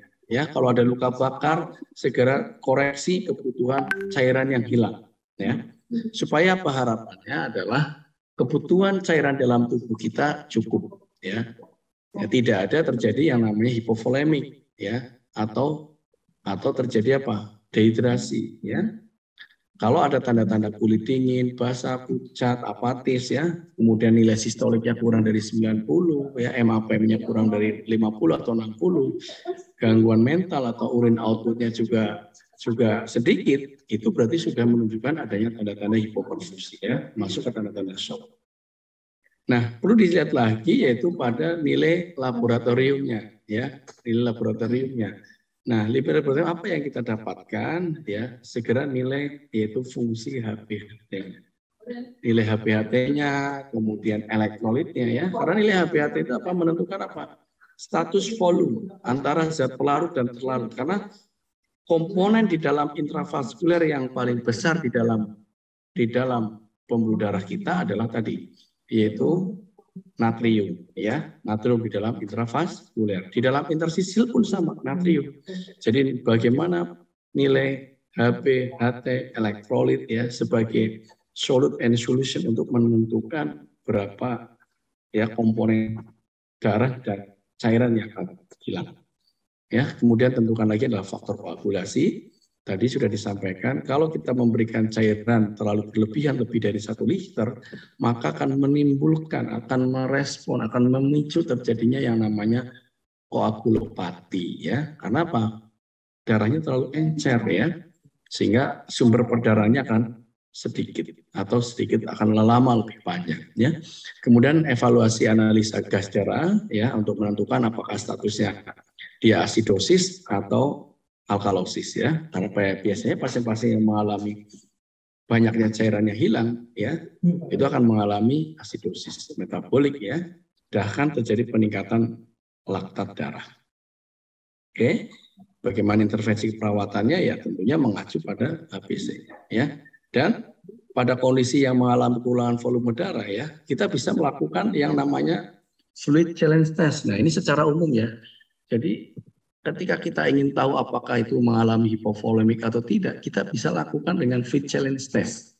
Ya, berapa itu fluid challenge test? Yaitu dengan rumus 2-4 cc per kilogram berat badan. Jadi kalau berat badannya 50, kita bisa koreksi sekitar 50 kali 4 100, ya, 2 sampai 4, 2 kali 50 itu sekitar 100 sampai 200 cc apabila berat badannya memang 50. Nah, kalau memang misalkan Anda tidak ada cairan, ya, kok dikasih fluid challenge test tidak naik, ya, MAP-nya tidak naik, tekanan darahnya tidak naik, Anda bisa lakukan dengan perubahan posisi, yaitu leg elevasi, kedua kakinya dinaikkan. Nah, tentunya kita semua sebagai perawat, nurse, ya, harus mengetahui satu, ya, jenis cairan yang diberikan. Ya, jangan sampai kita hanya sekedar cuma ngasih-ngasih saja, tetapi tidak tahu fungsinya apa, indikasinya apa, ya. Kemudian kira-kira dampaknya apa kalau tidak berikan, ya. Ini harus muncul di dalam critical thinking kita, ya. Jenis cairan, mengapa cairan, dan pengaruh pemberian cairan, dan efek sampingnya. Efek samping itu bisa dua, yaitu negatif maupun positifnya. Tidak semua cairan yang kita berikan memberikan efek negatif, ya, atau positif. Bisa jadi efek negatif, ya. Contoh overlung, ya, status hidrasinya meningkat, pasiennya mengalami akut lung ödem, ya, atau mengalami kondisi beban jantung meningkat. Oke, kemudian apalagi yang perlu kita lihat, kita lakukan adalah nurse bertanggung jawab untuk mempersiapkan pasien secara fisik dan psikologis, ya. Memberikan cairan infus dengan benar, melakukan pemantauan selama terapi, dan tentunya adalah melakukan pencatatan dan pelaporan. Nah, ini adalah fluid challenge, ya. Bisa dilakukan dengan cara manual, yaitu angkat kedua kakinya, leg elevasi sekitar 15-30 derajat, ya. Kemudian evaluasi tekanan darahnya. Kalau terjadi peningkatan sistolik lebih dari 10 mmHg, artinya memang masalahnya adalah volume. Ya, tapi kalau sudah leg elevasi, kemudian dikasih koreksi cairan tidak meningkat, kemungkinan bukan hipovolemik masalahnya. Bisa masalahnya adalah kardiogenik, bisa masalahnya adalah di preload afterload-nya atau kontraktilitasnya, ya, yang berpengaruh. Jadi betul-betul Anda harus memantau, ya, nilai parameter tersebut, ya, terutama apalagi nilai CVP, ya, nilai jugular venous pressure-nya berapa, ya. Jadi monitor tekanan darah dan denyutan nadi, dan paling penting apa? Produksi urin output, ya. Targetnya adalah 0,5 cc per kilogram per jam, ya. Tuh. Oke, ini tadi sudah untuk cairan, ya. Nah, ini adalah contoh-contoh ApoCare, ya. Ini juga cairan, ya, kebutuhan. Intinya kalau cairan kita pasang IV cap-nya, kateternya lebih besar, maka flow rate-nya akan semakin cepat. Oke, saya rasa itu Bapak Ibu, monggo kalau ada yang ingin didiskusikan. Sekali lagi dalam penyampaian saya, izin sekali mohon maaf tadi saya dalam penyampaian agak sedikit terkendala oleh jaringan, sehingga saya dengan berbagai macam teknik saya tidak bisa atasi, ya. Akhirnya saya menggunakan handphone, itu pun kurang maksimal. Jadi alhamdulillah sekarang saya sudah di suasana yang nyaman, sehingga ini sudah bisa terobati tentunya, ya. Kalau apabila yang kurang jelas monggo ditanyakan. Mungkin itu saja Pak Wasis yang perlu saya sampaikan. Mohon izin untuk semua peserta boleh diaktifkan lagi kameranya, kita akan salam sapa lagi supaya lebih semangat lagi nih teman-teman. Nah, ya, mohon maaf tadi tidak ada salam sapa dari saya semua. Yuk teman-teman boleh diaktifkan kameranya. Ya, oke, masih tetap setia, ya, di ruang Zoom ini. Ya, baik, sebelum saya kasih ke Mas Wasis, saya ingin menyapa teman-teman semua. Kalau saya tanya selamat pagi, tolong jawab dengan pagi luar biasa. Coba teman-teman jawab yuk. Tersisa sekitar 480 yuk. Yuk, coba 480 kita sapa lagi nih. Ya, semuanya nih kawan-kawan semua. Ya. Oke, selamat pagi. Jawabannya Pagi. pagi luar biasa. Luar biasa. Semangat. Baik, iya, silahkan untuk Pak Wasis boleh diambil alih. Oke, baik, terima kasih. Luar biasa sekali materi hari ini dari Nurse Sugiono. Selanjutnya kita acara diskusi tanya jawab ya, Nurse. Ini kita beri kesempatan kepada peserta kita untuk sesi tanya jawab. Silahkan untuk teman-teman sejawat untuk berdiskusi terkait dengan apa yang ingin didiskusikan kepada Nurse Sugiono. Silahkan. Ya, silahkan.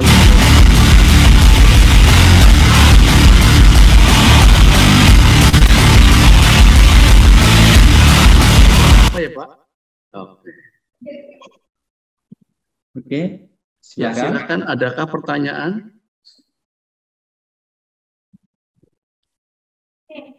Ini BTW Pak Wasis, kita Ya. kemarin di Zoominar, di Entrepreneur, kita saling sapa ya? Iya, kemarin Bapak sapa saya di acara hari Senin, Pak, yang pembekalan lulusan alumni Oh, UMJ. Bapak alumni UMJ kan? Iya, kemarin Pak, yang spesialis kemarin Bapak bilang, Bapak sapa saya terkait dengan entrepreneur. Siap ya. Jadi baik, terima kasih nih Pak Wasis sudah mengingatkan saya. Mohon maaf hari ini memang posisinya sangat padat, jadi saya harus bagi ya untuk kegiatan-kegiatan. Oke, monggo kalau ada pertanyaan Bapak Ibu. Adakah pertanyaan? Coba dicek di kolom chat Bapak, ada nih. Sebentar, saya cek di kolom chat. Kita tanya jawab membuka untuk raise hand dan langsung diskusi, Pak. Ya, Oke, silakan, silakan Pak. yang ingin bertanya. Sedang di luar kota, Pak? Iya Pak, kami tadi baru landing Pak, jadi mohon izin sekali. Oh, baik. Dan ini saya sudah sampaikan sebetulnya, tapi ya is oke lah, gak ada masalah. Kita maju aja ya.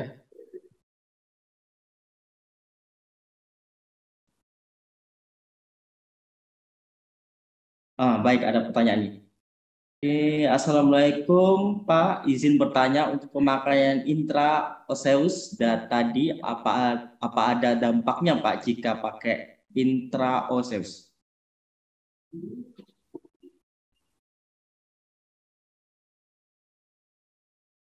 Oke, yang bertanya tadi saudara siapa Pak? Yang Atau di kolom chat? bertanya Raden Nadia Fadila. Oke, Raden Nadia Fadila. baik. Pak, Mbak Nadia boleh diperkenalkan diri barangkali ya. Mbak Nadia dari mana, ataukah kita pernah bertemu sebelumnya? Mbak Nadia, monitor. Apakah terdengar? Kalau tidak ada ya baik saya jawab. Baik, saya izin menjawab ya teman-teman. Ya, terkait dengan intraoseus ya. Intraoseus ini adalah suatu metode secara cepat ya antara pemberian akses intranya bukan intraven, tapi memang lewat tulang ya, baik itu pada anak-anak maupun pada orang dewasa. Ya. Jadi ditusuk dengan jarum ya, dan mengambil bone marrow-nya ya. Namun teman-teman ini hanya bisa dilakukan pada area tibia, kemudian pada medial malleolus maupun pada sternum maupun pada bagian distal femur ya, maupun pada humerus.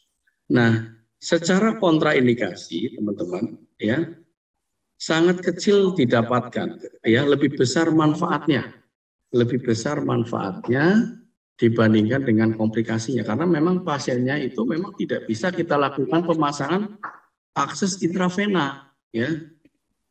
Ya, pasiennya tidak memungkinkan untuk dilakukan akses intravena. Jadi mau tidak mau adalah intraoseus ya, karena apa? Pasiennya butuh cairan, pasiennya butuh untuk obat-obatan ya, atau butuh resusitasi dengan pemberian tadi koloid ya. Bahkan pada pasien kardiak arrest pun ya, pada kardiak aus pun ya, itu bisa kita rekomendasikan lewat intraoseus padahal pasiennya kardiak arrest ya, untuk pemberian obat epinefrin misalkan ya.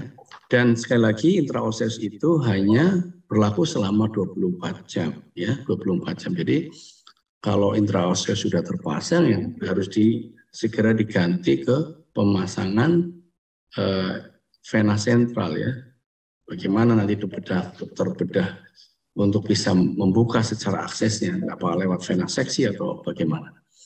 Nah, kemudian teman-teman itu secara efek sampingnya kecil, ya. Ya paling resikonya adalah perdarahan atau infeksi, ya, apabila prosedurnya tidak dilakukan secara benar, ya kan, tidak secara benar.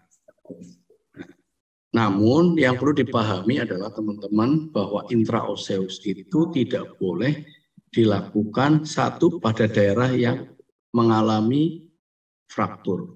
Ya, kalau ada fraktur pada bagian tibialis tidak boleh dipasang di situ. Kemudian ada infeksi kulit, ya, itu pun tidak boleh dipasang di situ.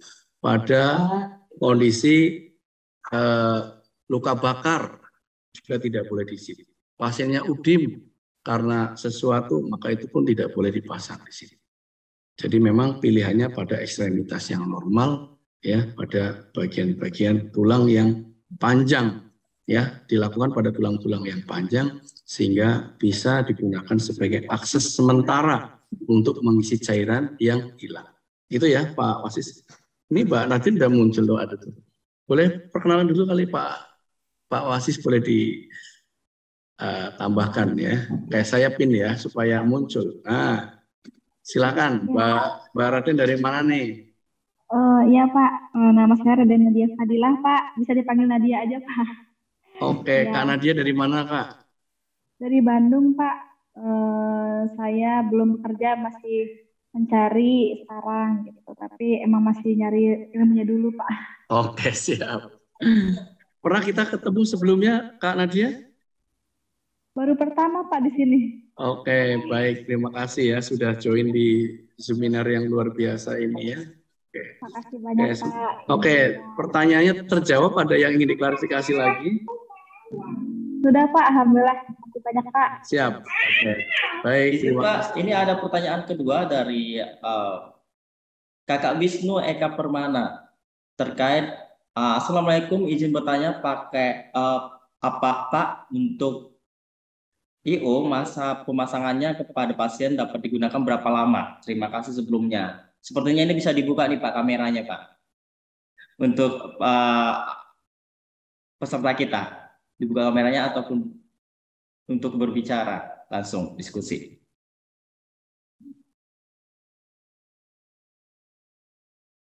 Lagi webinar semuanya, halo. Oke, ya, jadi teman-teman, mana? Bisa, ya. Jadi tadi sudah saya sampaikan bahwa lama pemasangan intraoseus itu dapat dilakukan. Ini secara literasi buku yang diberikan tadi di emergency nursing, ya, itu sekitar 24 jam, ya, 24 jam. Ya, artinya memang hanya sebentar, ya, karena efektivitasnya kurang baik, ya. Akses yang paling baik ya intravena, ya, dan intravena pun tadi tergantung dari aksesnya, apakah intravena perifer, apakah intravena pada bagian medial atau sentral. Paling baik ya sentral. Kalau udah pasien kegawatan sudah terpasang sentral, kita akan mudah kasih obat, koreksi cairan, ya. Kemudian kalau ada elektrolit imbalan, kita segera, ya, karena prinsipnya kita boleh ngasih pasien dengan imbalans elektrolit itu tadi, yang paling penting adalah osmolaritasnya, ya, tidak boleh terlalu tinggi. Contoh ya Mas, ya, ini contoh. Contoh pasiennya yang mengalami hipokalemi, ya, hipokalemi. Hipokalemi itu ada hipokalemi ringan, ada hipokalemi sedang, ada hipokalemi berat, ya. Apabila kebutuhan kaliumnya, ya, misalkan besar, ya, dan nilai osmolaritasnya tinggi lebih dari 300, ya, maka tidak boleh diberikan lewat vena akses perifer, ya. Itu Itu ya, karena apa? Resiko plebitisnya tinggi, kemudian flow rate-nya juga nggak bisa kencang ya. Dan termasuk pada kondisi dengan hipokalemi itu kita tidak boleh memberikan koreksi cepat juga. Karena hanya kebutuhannya adalah 5 sampai 10 meg per jam. Tidak boleh lebih dari 20 meg per jam. Karena apa? Apabila ya ini berlaku untuk semua pemberian elektrolit. Semua pemberian elektrolit tidak boleh diberikan secara bolus. Ya, kenapa? Karena berdampak terhadap gangguan elektrofisiologi. Ya, pasiennya bisa terjadinya kardiak arrest atau aritmia ya yang berujung pada kematian. Ya, jadi kalau mau ngasih elektrolit maupun perifer maupun sentral ya harus per drip ya diencerkan ya dan tidak boleh terlalu cepat. Dampaknya bisa mengganggu membran neurotransmitter dan bisa menyebabkan aritmia. Oke. Ya, oke, itu terjawab Pak Asis? Terjawab. Ada yang ingin bertanya kembali teman-teman? Silakan dikupas tuntas. Nah, ini ada Pak Wisnu Eka nih. Pak Wisnu Eka monitor. Siap, Prof. Ya, siap. Mohon izin tadi, aduh sedikit trouble nih. Kak Wisnu ini kayak ini sahabat kita di Pro Emergency ya. Monggo ada lagi yang ingin ditanyakan? Ini peserta kita tinggal 430 nih dari 600 nih tadi. Saya ingin untuk di sana sering terjadi seminggu berapa pasien biasanya? Wah, kalau kita tindakan yang IO itu seminggu. Oke, iya. Kalau kami kan di rumah sakit besar ya. Kalau saya cerita pengalaman di kantor saya, tindakan intraoseus tidak pernah terjadi. Ya, intraoseus tidak pernah terjadi karena akses kita itu sudah di rumah sakit yang memang sentral. Jadi semua alat di kita kalau memang kesulitan vena akses, ya kita punya light fin ya. Jadi ada lampu ya untuk menyoroti vena ya. Jadi kelihatan gitu ya. Jadi kita tinggal coret aja nanti venanya kelihatan, tinggal kita insersi. Ya kesulitannya paling biasanya pada pediatrik. Nah, paling banyak ya karena kita paling kalau kesulitan perifer ya vena sentral Pak. Ya apabila kita udah pasiennya shock, hipovolemik, kemudian perdarahan, ya tidak dan pembuluh darahnya kolap, nggak bisa kita pasang lewat mediana kubit atau brachialis, ya mau nggak mau kita harus konsultasi ke dokter emergency atau dokter jaga untuk lewat vena sentral di femoral atau subclavi atau jugularis ya. Karena apa? Karena akan lebih aman buat pasien ya. Ya, untuk intraoseus sangat tidak pernah. Nah, intraoseus itu paling banyak itu terjadinya di mana? Ya di prehospital. Ya, di prehospital atau di rumah sakit yang memang ketersediaan dari fasilitas terbatas. Ya. Oke, baik. Bagaimana teman-teman sejawat? Apakah ada kawan-kawan silakan tanya, kupas, tuntas nih mumpung suasananya lagi mendukung nih. Saya ingin mengobati rasa kekecewaan teman-teman tadi di awal. Ya. Oke, saya izin terima telepon dulu ya. Halo, selamat sore.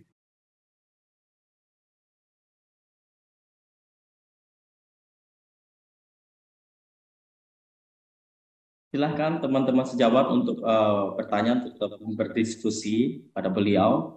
Boleh di chat atau di meeting chat ataupun langsung di mute bentuk. Kawan-kawan, gas terus nih, elektrolit ya. Apa yang sering terjadi di teman-teman di pelayanan ya, monggo ditanyakan. Nih mudah-mudahan yang off cam semuanya ada ya menyimak obrolan kita ya. Ini ada Mbak Yumit, coba kita sapa Mbak Yumit yang on cam. Kak Yumit monitor ya. Salam kenal nih Kak Yumit. Iya, monitor, salam kenal. Oke, baik. Kak Yumit boleh ada pertanyaan nggak nih Kak Yumit ya? Monggo Mas Wasis dilanjut sebagai moderator. Saya menerima. Ada pertanyaan? kepada Kakak Yumita, Estelita Rasadi. Sudah cukup mengerti tentang paparan materinya. Sangat luar biasa materi hari ini. Oke, baik Kak Yumit. Nanti kalau pengen jelas lagi, mungkin materi tadi di-share. Kalau mau yang original bukunya, karena memang tema kita adalah buku yang kita buka tadi adalah isinya ya. Saya hanya menambahkan memulai sedikit aja. Isinya hampir di buku. Nah, yang perlu diketahui juga teman-teman adalah bagaimana koreksi ya. Koreksi ya. Jadi sudah mulai familiar dengan koreksi elektrolit imbalan. Kondisinya kalau terjadi hipomagnesium, hipokalemi, ya, kemudian hipokalsemi, ya, kemudian berapa kebutuhan cairan yang diperlukan pada pasien dengan shock hipovolemi, itu sudah tahu ya, baik itu hipo maupun hiperelektrolit imbalan. Ya, jangan sampai tadi minimal tugas perawat adalah tahu dengan pertanyaan 5W dan 1 how, ya, 5W dan 1 how, ya, 5W dan 1 how. What, ya, who, whom, why, ya, where, how, ya, kenapa elektrolit itu betul-betul harus diberikan. Dan jangan cuma Kak Yumit izin dokternya bilang kasih cairan RL 500. Anda hanya sebagai menjalankan perintah. Siap dok, udah dok 1 jam. Anda harus berpikir buat apa ya dok, kenapa ya, terus lewat aksesnya bagaimana ya. Tambah lagi, Kak Yumit kasih KCL-nya 25 meg, asal aja boleh. Kan nggak memungkinkan, itu berbahaya. Ingat ya, pemberian terapi elektrolit tanpa didasari ilmu yang tepat, ini bisa memicu terjadinya apa? Kematian. Ya, terjadi kematian. Contoh, pemberian KCL. Menurut Anda kan KCL itu cuma ya elektrolit pekat saja, kalium. Kalau Anda bolus cepat atau magnesium dengan 1-2 gram bolus cepat, apa yang terjadi? Pastinya bisa asistol. Karena apa? Membran neurotransmitter di dalam setiap sel-selnya akan diasistolkan oleh pemberian elektrolit yang cepat. Karena komponen elektrolit itu terdiri dari NaCCl-Ca. Tuh. Ya, ada fase 0, fase 1, fase 2, fase 3, fase 4. Ya, bahkan pada ilmu bedah torak, ya, untuk mengasistolkan jantung itu harus diberikan apa?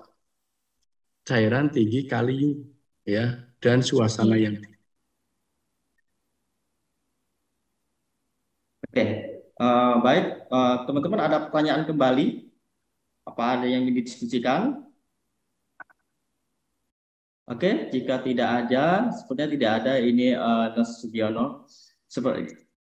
Oke, baik, jika tidak ada closing statement yang kita tunggu-tunggu. Kok saya belum ikhlas ya Mas Wasis? Oh, belum ikhlas ya? Harus ada banyak pertanyaan. Ya, saya jujur kurang open presentasi di awal itu ya karena dengan berbagai kendala. Saya tipikal orang yang memang mengembangkan suasana yang sangat ekspresif, kemudian sangat presentasi, good komunikasi ya. Tapi itu semua sudah ya bagian dari kelemahan virtual online ya. Kita tidak bisa hindari. Tapi ingat ya teman-teman ya, saya pribadi ya berharap kalau sekiranya tidak ada pertanyaan di sini ya silakan ya add media sosial saya ya di WA maupun di Facebook atau di Instagram ya, monggo ya. Nanti di materi kan Pak Wasis dikasih aja supaya itu kan ada di CV ya, supaya lebih mudah.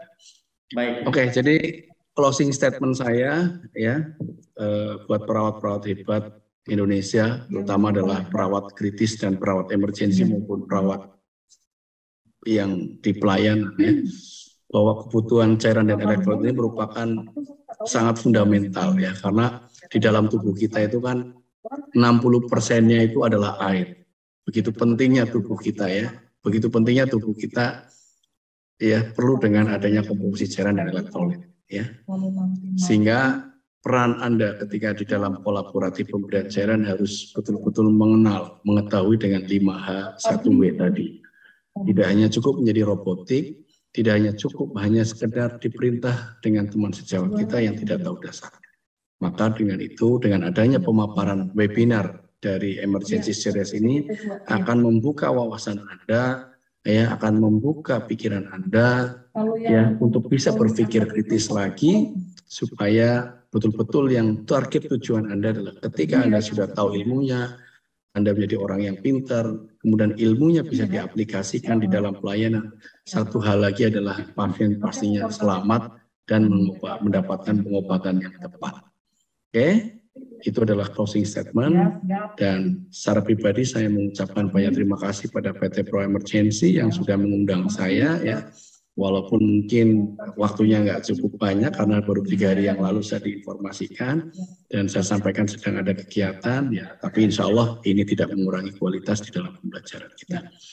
Oke, untuk Mas Wasis luar biasa Anda moderator yang sangat sabar untuk narasumber yang banyak trouble siang hari ini. Mudah-mudahan kedepannya kita bisa perbaiki lagi ya, karena saya adalah bagian dari trainer narasumber di ProM yang sering menyampaikan materi di berbagai pelatihan PTCLS maupun di ACLS. Oke, terima kasih. Monggo Mas Wasis. Ya. Oke, baik. Terima kasih, sangat luar biasa sekali hari ini untuk materi kita. Kedua pemateri kita sangat luar biasa. Teman-teman, dengan mengucapkan kehadirat Tuhan Yang Maha Esa, mari kegiatan webinar pada hari ini kita tutup dengan acara hamdalah. Alhamdulillah. Alhamdulillah.